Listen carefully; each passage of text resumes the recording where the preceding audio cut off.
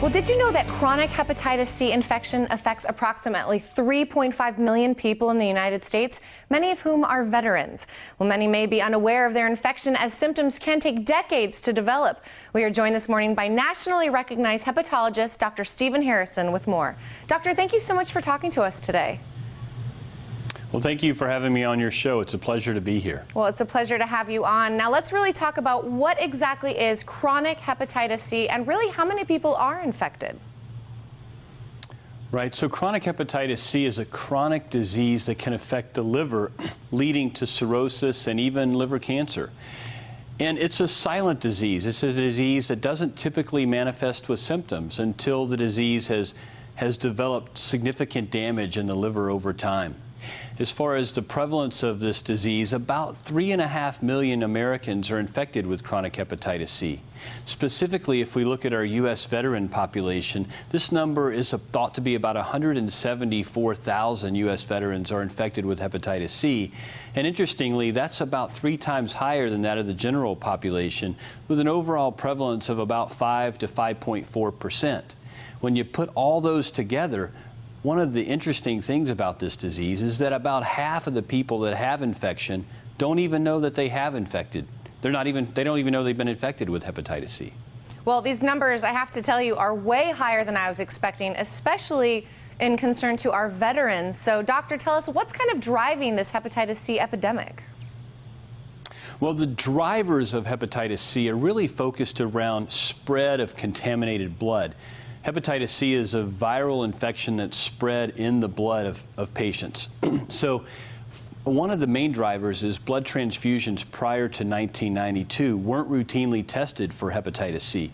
So if you had a blood transfusion prior to that date, that's a risk factor. For our U.S. veteran population that deployed downrange to a combat zone like Vietnam or Iraq or Afghanistan, where they were exposed to blood or blood products on the battlefield, that potentially puts them at increased risk as well. There are a couple other risk factors that I think are important for your listeners to know about, and that is if they have tattoos or body piercings where potentially a contaminated needle may have given them hepatitis C, that's a risk factor. And then sharing razor blades or toothbrushes with people that are infected with hepatitis C is not an uncommon route of transmission. Interestingly, and probably most importantly, there's an age cohort. People born between 1945 and 1965 have been identified by the CDC and the U.S. Preventative Services Task Force as being unique in that about 75% of all hepatitis C is in that cohort of patients. So if you have any of those risk factors, that's an impetus to get off the couch and go to your doc and ask to be tested. Well, now that we know what all of these risk factors are, tell us, doctor, how many people are out there being tested and treated for hepatitis C, and how has testing kind of evolved throughout the years? Well, testing has evolved dramatically, as has treatment over the past 10 to 15 years. Unfortunately, still, very few people are coming in to get tested. As I mentioned previously, only about half of the people that have infection actually know they have infection.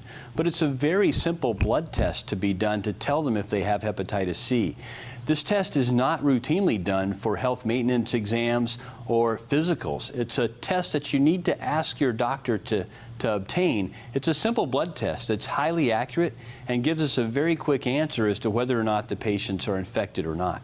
And finally, you can get more information about this disease, particularly if you're a U.S. veteran, by going to the website www.hepatitis.va.gov. Well, doctor, this is some very valuable information for us today. I want to thank you so much for taking the time to speak with my viewers. Thank you so much for having me on your show today. Now, don't go anywhere. The Morning Blend will be right back.